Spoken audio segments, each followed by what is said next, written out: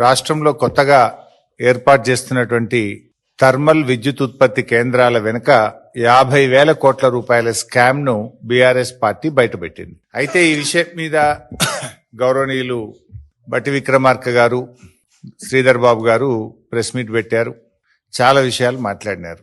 సరే, ఒక అడుగు ముందుకేసి తమ స్థాయిని దించుకునే విధంగా నన్ను పట్టుకొని అన్ఫిట్ ఫర్ పాలిటిక్స్ అనేటువంటి మాట బట్టి విక్రమార్క గారు నన్ను ఉద్దేశించి మాట్లాడారు. సరే, బట్టి విక్రమార్క గారు అన్నట్టు నేను అన్ఫిటే కావచ్చు. దేంట్లో అన్ఫిట్?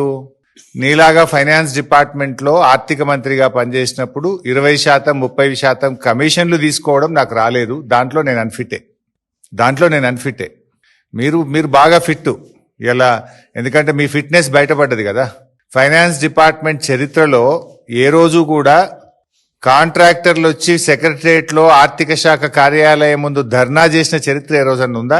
ఈ రాష్ట్ర చరిత్రలో మన ఊరు మనబడి బిల్లులు ఇవ్వండి అని కాంట్రాక్టర్లు ఫైనాన్స్ డిపార్ట్మెంట్ ముందు ధర్నా చేశారా? చిన్న కాంట్రాక్టర్లు ఎప్పుడైనా ఫైనాన్స్ డిపార్ట్మెంట్ ముందు గత చరిత్రలో ఏనాడైనా ధర్నా చేశారా? సర్పంచులు, మాజీ సర్పంచులు, మాజీ ఎంపీటీసీలు 10 సార్లు ధర్నాలు చేసి అరెస్ట్లైన చరిత్ర ఈ రాష్ట్రంలో ఎప్పుడైనా ఉందా?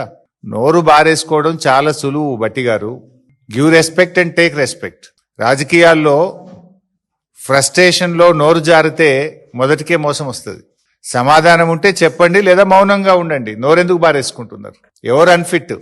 మా పాలనలో మా కేసీఆర్ గారు ప్రభుత్వం ఆనాడు కాంగ్రెస్ నుంచి బీఆర్ఎస్ అధికారంలోకి వచ్చినాడు. రాష్ట్రంలో పరిశ్రమలకు వారానికి 2 రోజులు పవర్ హాలిడే. హైదరాబాద్ నగరంతో సహా అన్ని పట్టణాల్లో విద్యుత్ కోతలు. గ్రామాల్లో అయితే పగటిపూట కరెంటే లేదు.